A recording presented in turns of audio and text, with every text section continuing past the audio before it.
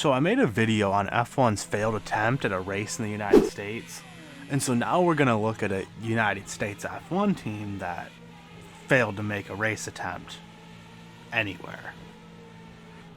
I'm talking about USF1 team. There's actually not a whole lot of information on the team, as the whole collapse was really kept kind of quiet, so this is the best I could come up with. But in 2009, F1 was looking to fill up the grid for 2010 with the maximum of 13 teams. FIA President Max Mosley announced that there would be a $45 million budget cap in an effort to attract new teams. Spoiler alert for anyone that's seen the budget of F1 teams today, that never actually happened.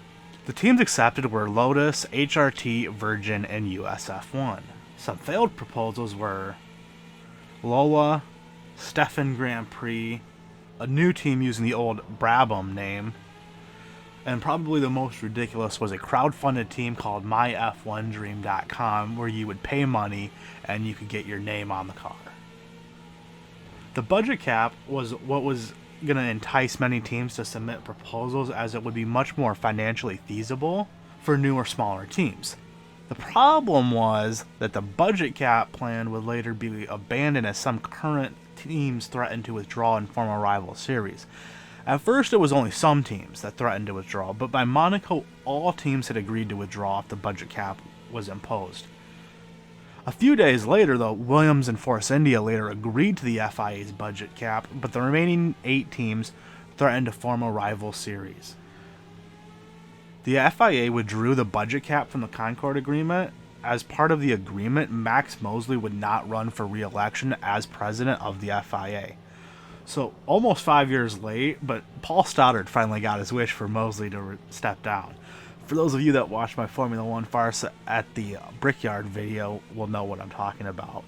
And if you haven't watched that video, then you totally should.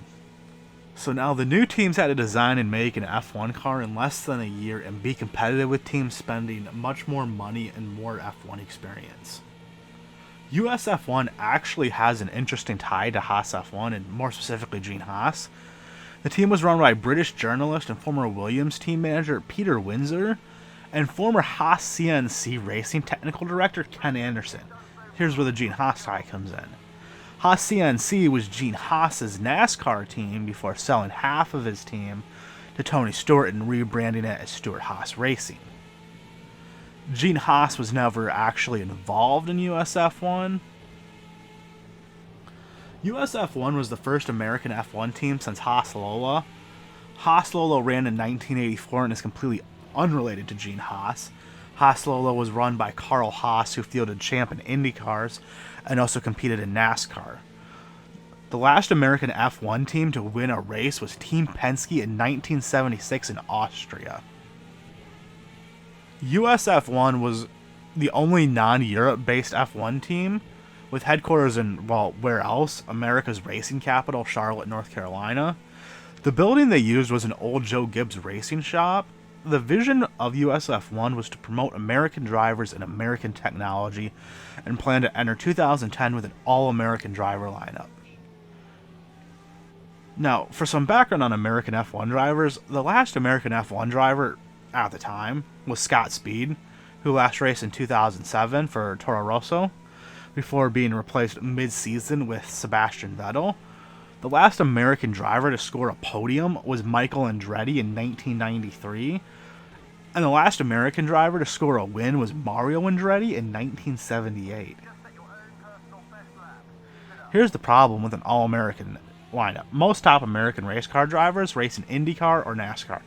So why would a talented American driver give up a winning seat in NASCAR or IndyCar to race for a brand new F1 team with so many unknowns?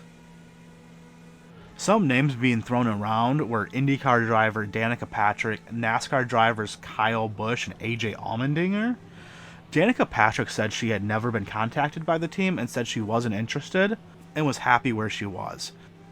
Kyle Busch was actually supposed to test Toyota's F1 car in 2008 in Japan, but had to cancel this test due to a NASCAR conflict. Busch shot down the opportunity to drive for USF1. He said he hadn't been in talks with the team, but the F1 was an idea that he had tossed around a little bit, but that the timing just wasn't right, and that he wanted to win a championship in NASCAR first. Allmendinger said he wasn't interested in USF1 and was focused on his NASCAR career. Jose Maria Lopez and James Rossiter were announced as the team's drivers, neither of which are American. So much for that all-American driver lineup. Lopez is from Argentina and Rossiter is British. Lopez's deal was contingent on him acquiring $8 million in sponsorship, which he did. Lopez was 27 and last raced open wheel cars in GP2 in 2005 to 2006. In 2005, he won one race and finished 9th with Dams. He also served as Renault's test driver in 2006. Rossiter was Honda's test driver in 2008. USF1 seemed to be a very serious effort. They publicly documented their efforts and even shared their progress through YouTube, which makes sense because the team had the backing of YouTube co-founder Chad Hurley as an investor. Hurley said, "I'm thrilled to be a part of America's first Formula One team in more than 40 years.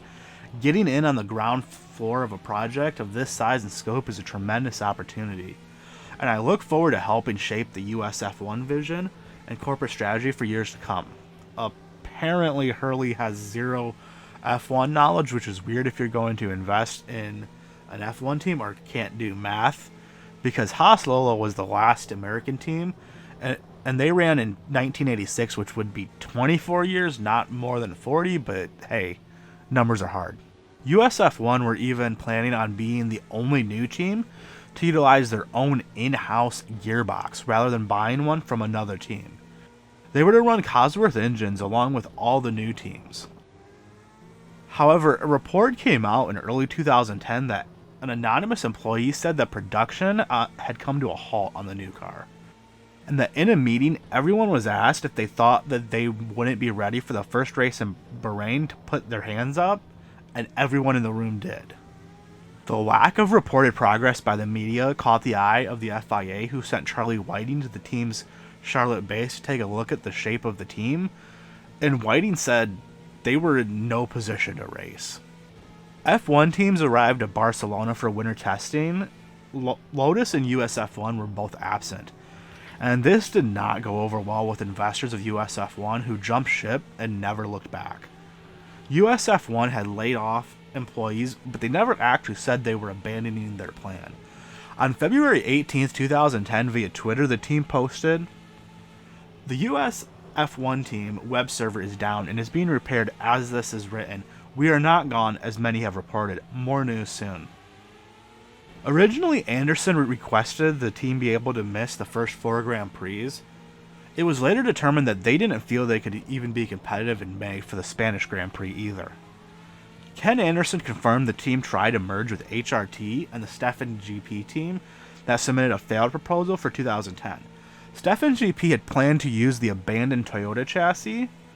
Neither of these plans panned out, though. Anderson said he was still hopeful of a 2011 start for the team and was just waiting to hear from the FIA on his request to defer the team's entry a year. The FIA denied this request and said the entry process would be fully reopened for 2011, and that if they wished to enter the grid, they would have to submit a new proposal.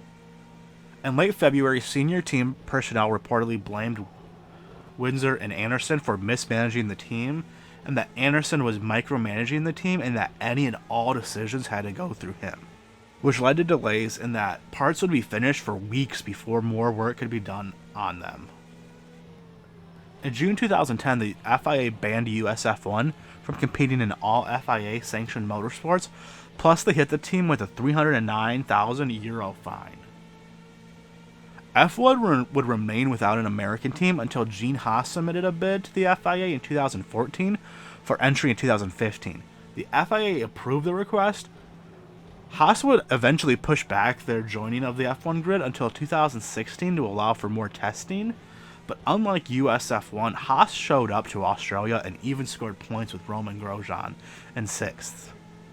So now you've heard from me, and now I want to hear from you. What are your thoughts on USF1? Would you like to see another American team on the F1 grid?